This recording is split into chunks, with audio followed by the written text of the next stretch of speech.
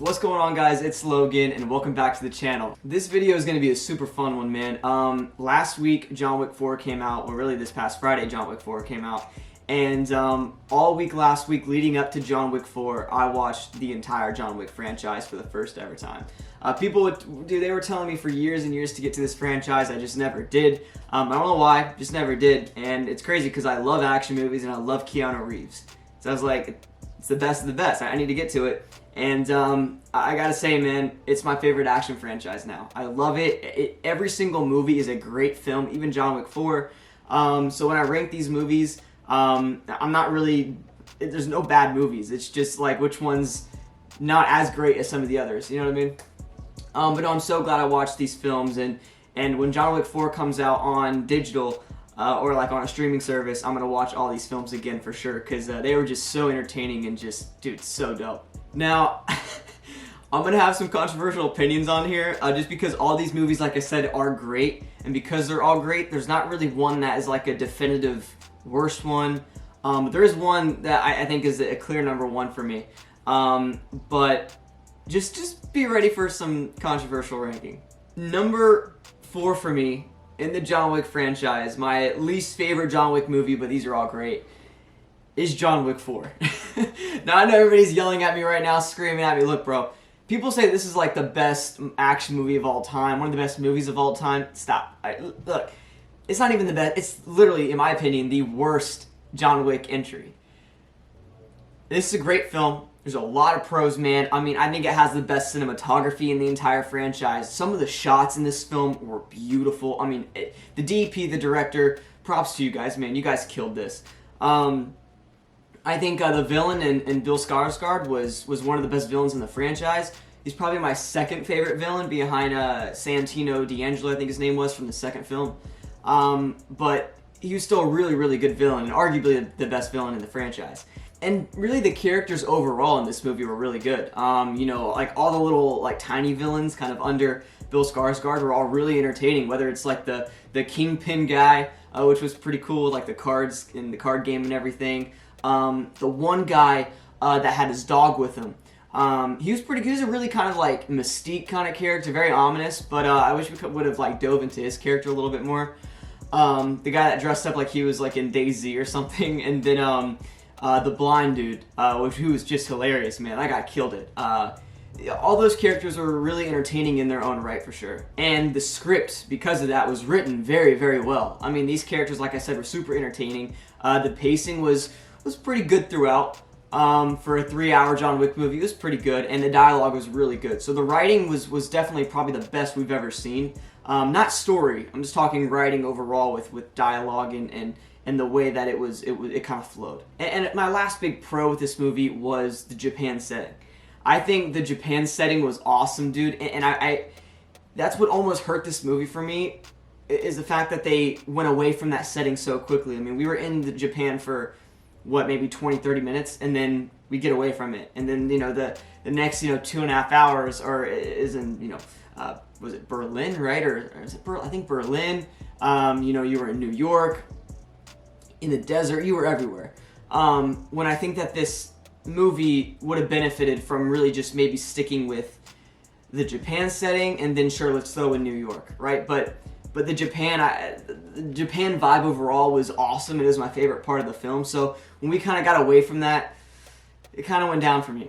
And that's probably my first big con, is like, man, I wish it would have stuck with Japan, just because the Japan setting was so good. I know I said it like 5 times already, but it's true. It was the best part of the movie for me personally, and the whole battle with like the archery guys in the main lobby for the Continental in Japan. It was just, all of that was just so well done. And then when John Wick and what's his name? Oh my god.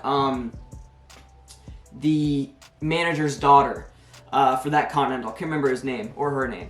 But when her and John Wick were kind of fighting back to back, you know, all the table guys, that was just so cool, dude, and it was executed really well. I feel like my biggest negative with this, now there's a couple of different like nitpicks, like, you know, John Wick should have died once again after like falling. I don't get it. This dude survives everything. But that was a little negative, and I feel like the ending was a little rushed with his death. Like, I was kind of like, oh, he's dead. Okay, cool. Like, I didn't have a problem. I didn't have a problem with how they went about it. It was just the fact that they went about it so quickly. You know what I mean? It all happened so fast, at least in my opinion, where I was sitting there and I was kind of like, there's no way that they're really, this is the end. This is what we waited for 4 movies. Like, I wasn't the biggest fan of it. I feel like this movie was almost the third John Wick movie again. Like, I feel like the John Wick franchise is a trilogy franchise, and we got 4 movies out of it. And they said that they're going to be doing 5 or maybe even 6 movies now. You know, because John Wick 4 was such a big success. You know, the largest opening weekend, box office opening weekend of any John Wick movie ever. So, like, it's doing really well. And, you know, money talks, so the studio's going to pick it up again for sure. But I feel like the John Wick franchise is a trilogy franchise, because my big problem with John Wick 4 was that, or John Wick 3, I mean, was because there was no end game. Like, there was obviously, and we'll get to this in a little bit, but it was just, there was no set story and no closing of the story. It was like a big setup for John Wick 4 in a way. And then John Wick 4 is literally the same exact story, just with a little bit of closing at the end. So, like, that's my biggest problem with John Wick 4 as well, is it's like, you know, I watched all these movies in a row, you know, getting ready, and I binged them. And I feel like a lot of people maybe didn't do that. They might have just watched recaps, or, you know, maybe, I don't know, just watch little, you know, summary videos getting ready for this John Wick 4 movie, while I binged them all. So I kind of had that vibe, that easy transition from the 3rd movie to the 4th movie, while a lot of people probably didn't. And it felt like one big film. Like, we didn't need to separate these into 2 different movies at all. We could have just made it all in John Wick 3, and I think John Wick 3 might have been probably the best movie in the franchise if it would have had a closing. If it would have been John Wick 3 and John Wick 4 merged together, it might be a different story. But overall, though, I mean, I still like this movie. I think if you guys go to my podcast, Actors POV, I'll leave the link in the description down below, with my boy Braden Noble. We did an entire spoiler review. It was like an hour long, so if you guys want to watch that review, make sure you go to my podcast. Once again, link in the description below, where we just dove into it like for an hour. And I think on the podcast I ranked it like an 8.8 or something like that. So I really enjoyed this film. I know it sounds like I'm just like, you know, crapping on it, but genuinely was a really fun film, and you know, a really, really good action and a really good John Wick movie. Now, number 3 is going to be John Wick 3. So this movie, I think, has the best action out of the entire franchise. I mean, like, action sequences. I don't even know where to start. God, where do I even start with this, dude? I mean, probably my favorite scene, definitely my favorite scene out of the entire franchise is the knife fight, where he's in, like, I forgot where he was, John Wick, but he's, like, in this, like, room with all these artifacts, and it's all these little knives and swords right next to him.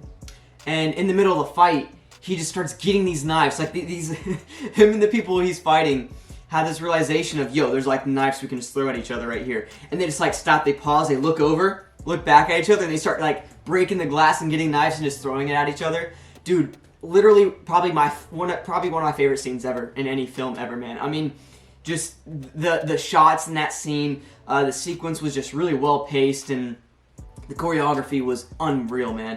And then you have the motorcycle scene where he's getting chased and he's flipping the guy's motorcycles, he's shooting him and stabbing him, like, bro, and that's not even the end of it. Then you have the dogs with Halle Berry's character. Unreal again. I mean, dude, the whole sequence of them trying to not break out, but I guess trying to get out of the you know, that place that they were in, and where they went to go meet Halle Berry's old boss or whatever.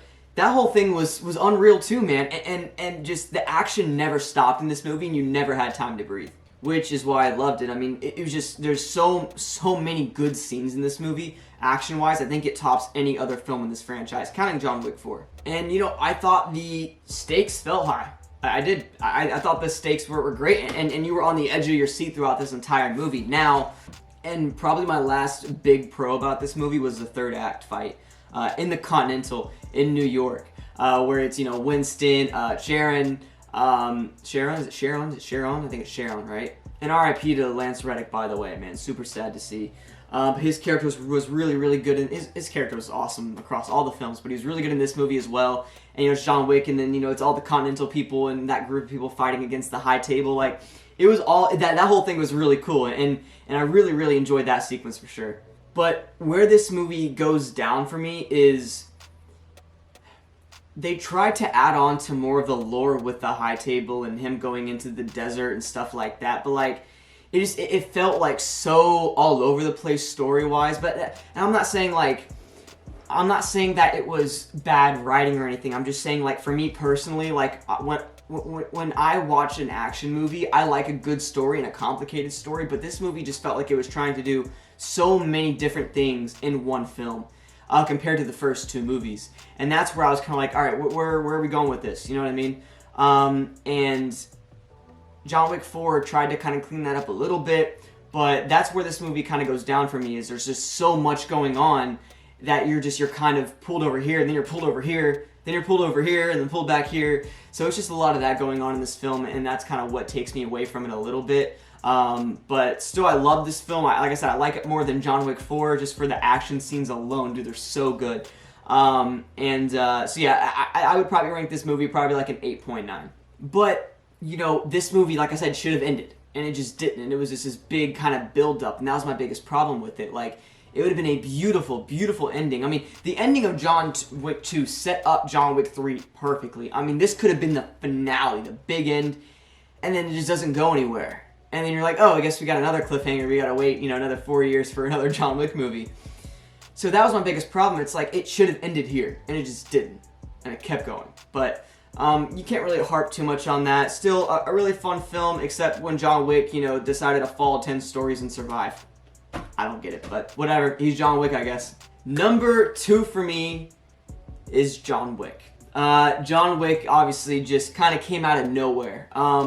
You know, I was like 5th grade or 4th grade when this movie came out, and I remember how big it was. And there was like no marketing for it. Like the trailers came out like right before the movie dropped, and like it wasn't this big thing, but then all of a sudden, man, it was huge. And, you know, Keanu Reeves finally made another big comeback. He had a couple big comebacks in his career, and this is one of the bigger ones for sure. This story is literally just about a hitman who somehow retired after doing the impossible mission, which they dive into a little bit in John Wick 2, I think. They do definitely in John Wick 2, which is why I love John Wick 2. But basically this hitman that retires, that comes out of retirement because this mafia crew kills his dog and steals his car. The most simplistic, simple story you'll ever hear or ever see in any movie ever, but it's so effective. And that's what I love about this film. It's so simple, but it's executed so well. And Vigo is like one of the coolest villains, man. He's like this stereotypical, like, older kind of mafia guy, right? But it's executed really well, and his son is obviously the one that kills the dog and then steals the car. So Vigo's like, bro, why out of all the people, why would you do that to John Wick? Now we're all gonna die. They all died. But what I love about this movie is the simplicity of it. You know what I mean? And I remember watching it, and I just didn't know what to expect. Everything was new, and when he's doing all these different things, you're like, oh my god. And another thing I really like about this film, there's a couple things I want to get to. Probably the first thing is the emotion of the story, since we talked about the story already. The emotion of him losing his wife and him grieving. This just happened, by the way, like I think 4 days before, right? Or something like that. Or a week before. So he's still grieving pretty heavily here. And same thing in John Wick 2 as well. But you really feel the emotion of the story, and you really feel for John Wick's character in this film, which is what I love. It's not just this, you know, lifeless action movie. There's some real depth here to the story that I think was executed perfectly. I had another pro I was going to get to, and then I just had a brain fart, so I forgot it. But I think my only kind of negative, or it's kind of a nitpick, it's not even really a negative, is when Vigo and John Wick fight. It was like a 20-minute fight. Not 20 minutes, more like probably like a 10-minute fight between them, kind of like hand-to-hand combat. This guy's like 90 years old, right? How is John Wick struggling with that? This is John Wick, you know what I mean? That's the one thing when I watch this movie, I'm sitting there and I'm like, really? Come on, bro. You know what I mean? And as you go along in the franchise, you see it's like, bro, how in the world did he, like, not almost lose, but how is he struggling with this guy? He's like 70 years old, you know? So that's the one thing that kind of throws me off when I watch it, but overall, there's no cons. I mean, this is just a really, really, really, really good and brilliant action film, dude, and paved way to a great franchise. And then number one, my favorite John Wick movie, probably one of my favorite movies ever. This is probably my top 10 movies of all time for sure. Definitely probably my favorite action movie of all time. John Wick 2. Listen, I am a purist. If you guys know me personally or watched my YouTube channel before or listen to the podcast, you heard me talk about this a lot. A purist is someone who loves the original entries over the sequels or over, prequels and stuff like that. The first entries. It's rare for me to like a sequel more than the original, and I love this sequel, bro. John Wick 2 just does everything a sequel should. It takes what John Wick 1 did great and does it even better. And did what John Wick 1 did wrong, which there's not a lot there that they did wrong, but took what they did wrong and just didn't recreate that and made it good. And this film is just brilliant. It is perfect, dude. The storyline is beautiful. John Wick gets hooked into this, the promise thing, right? I can't remember the name of it. But he gets hooked into that with, I think, my favorite villain of all time, which is Santino D'Antonio, who was just awesome, dude. I mean, he just had this, kind of like Bill Skarsgård did in John Wick 4, like this, just eeriness to him. Like, he's like a real nasty, evil person. Obviously the villains in John Wick 1 and John Wick 3 are the same way, but there's these two villains in Santino D'Antonio and Bill Skarsgård's character in John Wick 4, they were just different. You know what I mean? They felt like different villains. And that's what Santino does in this one, man. He was really, really good villain. And from the get-go, this movie is just going, bro. I mean, when John Wick gets his car back, in the first sequence, dude, that whole sequence was awesome, bro. I mean, he was just killing. I believe it's the one where the motorcycle then follows him out, and then he just opens up the door, slams on his brake, and then the motorcycle just goes right into it, dude. There's some good stuff in that opening scene for sure. And then, he goes back to, what's his name? Is it Corelio? Oh, what's his name? John Leguizamo's character. He goes up, he's like, yo, can you fix this? His car is just done. It can't even drive. He's like, yeah, I think so. Might be able to make it work. But just some really good stuff there for sure. There's a couple of things I want to get to here because I love this movie so much. I think the high table lore that they kind of brought into this was executed beautifully. I mean, I think this was the best example of that. John Wick 3 went a little too deep into it, and that's like what I said, you were kind of all over the place with the story. This one, it just sprinkled a little bit of the lore, just a little bit of the lore to where you were super interested in it, you understood what was going on with the marker, the promise thing and everything like that. But it wasn't too much for you to digest. And that's what John Wick 2 did perfectly with the little lore, with the high table stuff. I mean, it was perfect. And then, okay, I'm a big fan of the Hitman games, like the video games that's come out.